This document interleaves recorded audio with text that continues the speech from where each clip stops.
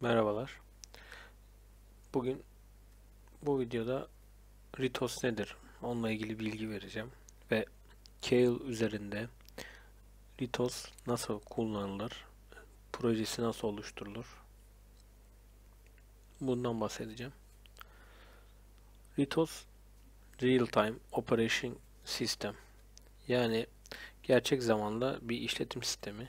Bu gömülü sistemler için oluşturulmuş ARM tabanlı bir yapı. Bu her türlü ARM'de çalışır. Nasıl kullanılır? Şimdi 2 yıl üzerinde ben aslında bir tane şu an proje oluşturdum ve çalıştırdım. Ee, Sadece giriş seviye olarak LED yakıyoruz. DITOS'un kendine has özellikleri var. Bunlar neler? Ee, Gerçek zamanlı olarak işlemi tired'lara bölmemize yarıyor. Yani işlem çekirdeklerine bölüp yapacağımız işlemleri bir işletim sistemi mantığında çalışmasını sağlıyor. Bu çok büyük projelerde işimize yarıyor. Şöyle söyleyeyim.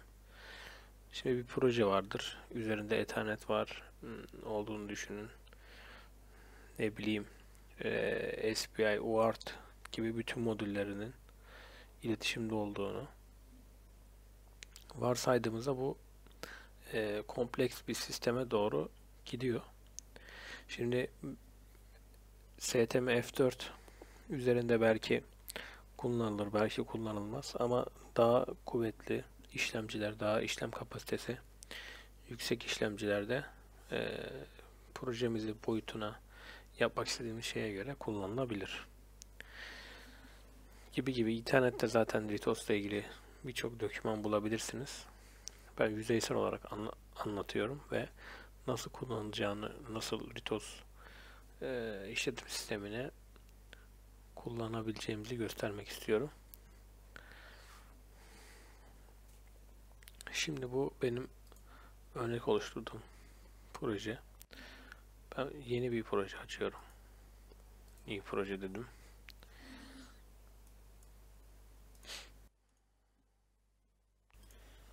Şuraya bir tane daha oluşturayım. RTOS 1 olsun. Bu RTOS'a giriş videomuz olsun. Test dedim. Kaydettim.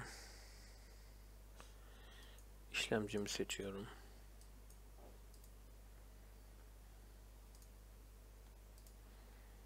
Okeyledim.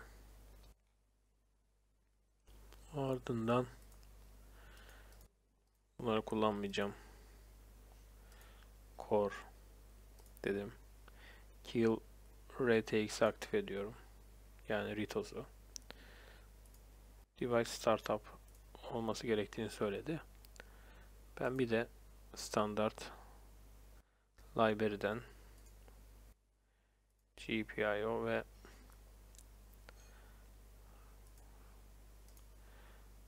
clock ekledim. Reset clock kontrol ünitesini ekledim.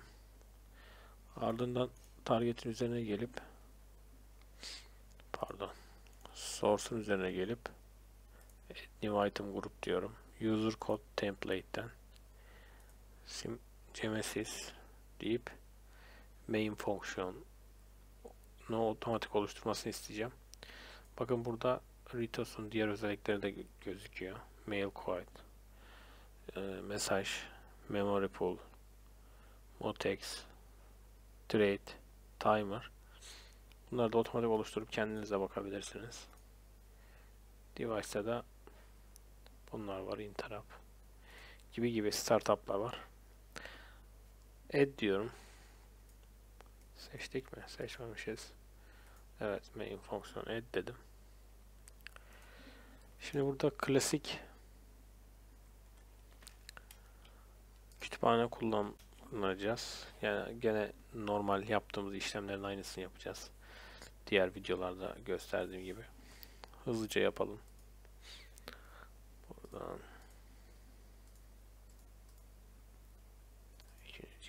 GPI'ye gidiyorum.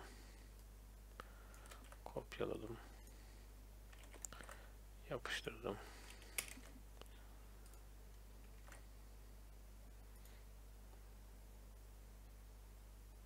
Ne diyor?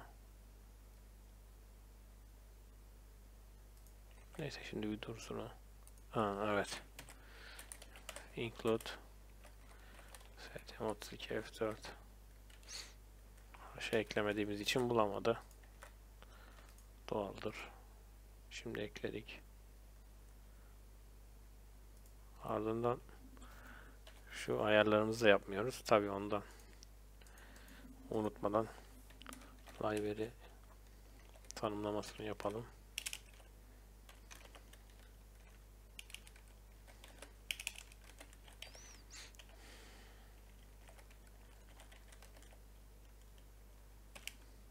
$8 milyon.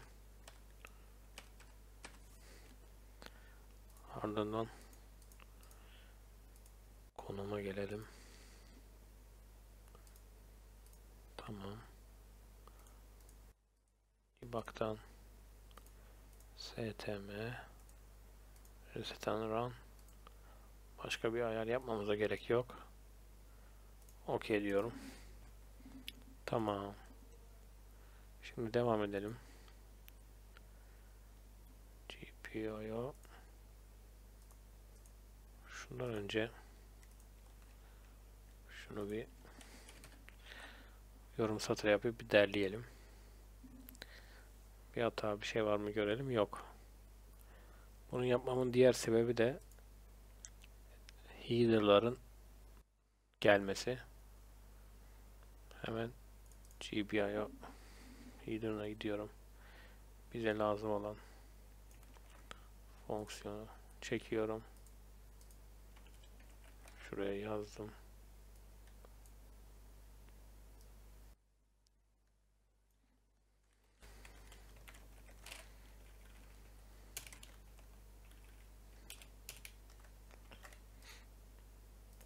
Diğer videolarımda gerekli açıklamaları bulabilirsiniz. Ben sadece Ritos'u göstermek istediğim için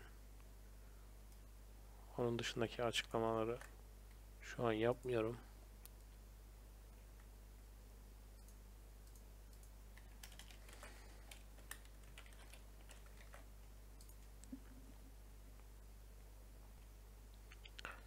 Evet, şuraya yorum satır halinden kaldırdım. LED için tanımlamaları yapacağım. LED mod eşittir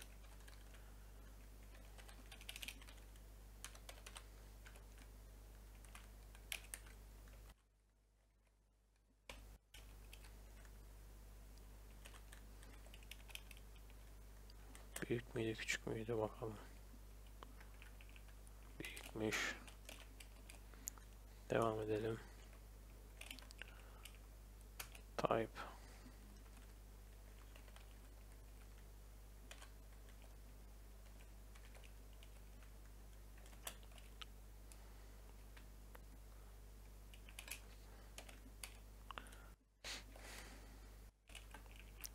pin'i seçelim.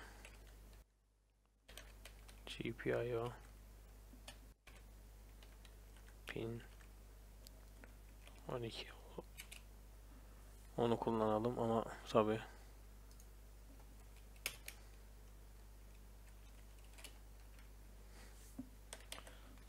düzelttik hatamızı.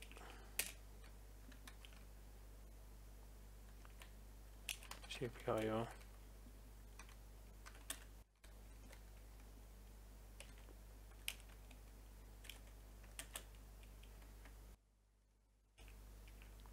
no plug dedim, devam ediyorum. LED speed GPIO speed 100 MHz dedim. Tamam. Şimdi bir de GPIO'yu Burada işletim sistemini çalıştırıyor. Ben de burada LED'i yakacağım. GPIO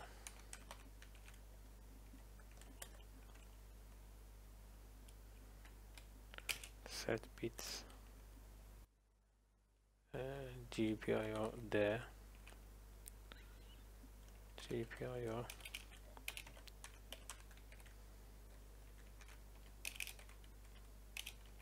pin 12 diyorum. Sevledim. Derliyorum.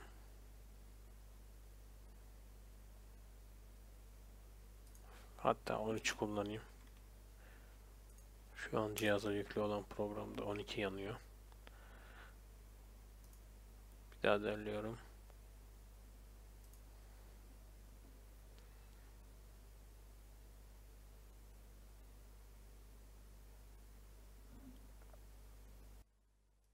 Yüklüyorum. Evet. Şu an LED'in yandığını görüyorum. Bu şekilde RTOS'a giriş yaptık. Basit bir şekilde standart kütüphaneyi kullanarak RTOS'un özelliklerinden yararlanarak çeşitli projeler geliştirilebilir. Bu video ben giriş seviyesinde olsun, hani temel olsun diye bu şekilde yaptım. İnşallah RTOS ile ilgili daha fazla video çekeriz. Söylemek istediklerim şimdilik bu kadar. Görüşmek üzere.